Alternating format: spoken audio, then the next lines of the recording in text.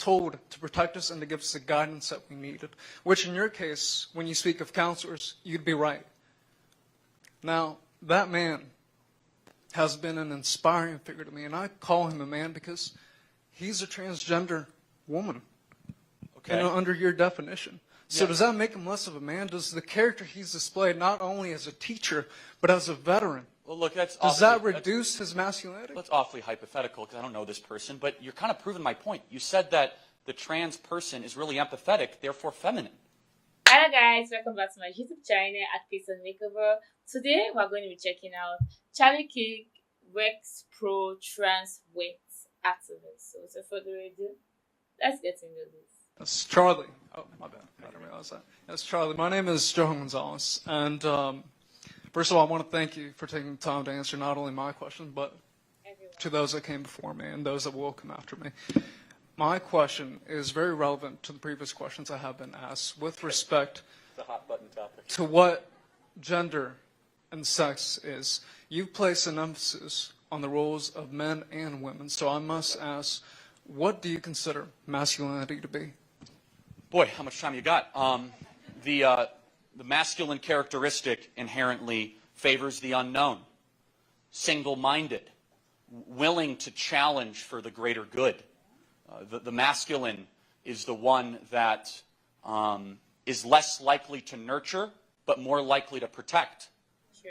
The masculine is necessary, but without the feminine, you get an autocrat. A country best balanced is the best mixture of the feminine and the masculine. The feminine, you might ask, what is the feminine? More likely to listen. Never doubt a woman's intuition. I know when my wife says something, I listen very carefully. But if there's a bully, a tyrant, a problem, I don't expect her to go solve it. That's my job, and I'm going to do it. Men and women are made for each other. They need each other. Does that answer your question? Now, I ask this because I want to follow through with another point. Okay. In high school, I knew a man who took care of students who struggled, whether it be from broken homes, mental illness, or other issues. He spoke with us with an empathy, that was not given to many of us by others who were told to protect us and to give us the guidance that we needed, which in your case, when you speak of counselors, you'd be right. Now, that man has been an inspiring figure to me, and I call him a man because he's a transgender woman. Okay. Under your definition. So does that make him less of a man? Does the character he's displayed not only as a teacher, but as a veteran, well, look, does that reduce his masculinity? That's awfully hypothetical because I don't know this person, but you're kind of proving my point. You said that the trans person is really empathetic, therefore feminine. Not really, no. There's no correlation there. Empathetic is a Empathy feminine is not quality. a feminine trait. No. It absolutely is. Absolutely not. You get a group of men together. No. There is no difference.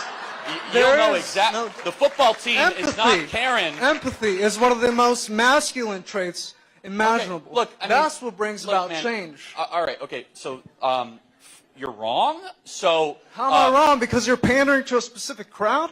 All of a sudden, my point isn't valid? Look, again, you're playing the machismo card. I'm not. Machismo, yes. Yeah. So because you're the one who's placed such a value on the role of men. You're the one. Let me finish the point. Yeah, Go ahead, slow down. please. You're at like a 10. You got to be at like a 3, man. All right? Okay, There's one person getting upset here. Here, you get a bunch of men together, a hunting club, a football club, any sort of group of men. They're not sharing feelings, and they're not talking about like deep sort of thing. You know, you get women together. What do? Book club. Right? Not exactly like hunting and fishing. There's reasons for this. God designed us differently. You don't have to overthink it. Now, can certain men be more feminine than others? Of course. Can certain men have more of kind of an inclination towards empathy? Obviously. Do men have zero empathy? No. But there's a hardwiring. There's circuitry. There's a DNA in us. And the Bible speaks to this. Experience speaks to this. And quite honestly, just look around. It speaks to you. There's different needs, wants, and interests all around you. So you asked a hypothetical question, but does it make the person less of a man, even though I'm not going to answer the hypothetical, but I will say this. The rejection of the patently obvious masculine and feminine traits that have built all of society and the humility it takes to say, I don't have patience as a man like women do. Guess what? Every man should have the courage to say that. I don't. I lose patience easily. I look at women, they have the patience to listen and all of this. It's not the way I'm wired. I want to go through walls. I want to take care of problems. Guess what? That's masculine energy. If it's not properly harnessed, you could invade Ukraine. Like, that's basically what ends up happening, right? And we see that on full display. So thank you for your question. I want to get to other questions here tonight. So, Well, because you're around a woman who looks like a man and speak to you empathetically, with empathy, that doesn't make her a man. And I kind of get why he's confused, because you're looking at the person and the person looks like a man, but you know that she was biologically a woman. But you're like, why do people keep saying that they can't be a man? Because she looks like a man, she acts like a man to me, and I feel that she's a man because every trait I'm getting from her is a masculine trait. But that doesn't take away her feminine side. That doesn't take away her right to be empathetic. That doesn't take away her right to nurture, to care, to be patient, to be calm. And I think that's exactly why you like her characteristic a lot more, because of how nurturing and calm and understanding of feelings she is. And there's one thing I've been saying of late to myself, basically.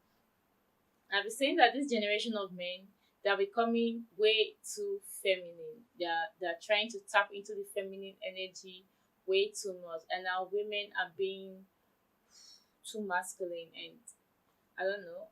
As time goes along, we'll all see how it all unfolds, because we can only live through it. Let me know what you think,